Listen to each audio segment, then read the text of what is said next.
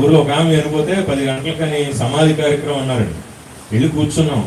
12 గంటల దాకా ఆవిడ మీద పడిపోయి ఏడ్చేస్తున్నారు ఇంట్లో వాళ్ళు. నేను అనుకున్నా ఇంత విపరీతమైన ప్రేమ ఏంట్రా బాబు ఈవిడ మీద. 2 గంటలకు చూసి 12 అయిపోయింది టైం. వెళ్ళి లేపాం. లేవండమ్మా బాడీ తీసేయాలి, మిట్ట మధ్యాహ్నం అయిపోయిందంటే లేవట్లేదు వాళ్ళు. ఏంటి అని వెళ్ళి చూస్తే ముక్కు పుడకలు అవుతున్నారు వాళ్ళు. 2 గంటలు పడుతుంది, ఇంకా రావట్లేదు.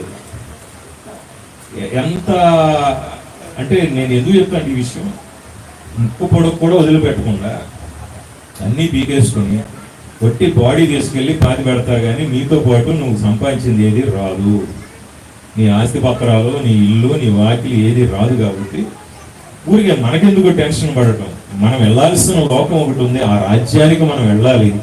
అందుకనే మనకంటే ముందు వెళ్ళిన వారి గురించి అత్యధికంగా చింత పడకూడదు. ఆయన క్షేమంగా హ్యాపీగా ఉన్నాడు. స్తోత్రం కలుగును గాక. ఇప్పుడు చెప్పండి, ఎక్కడ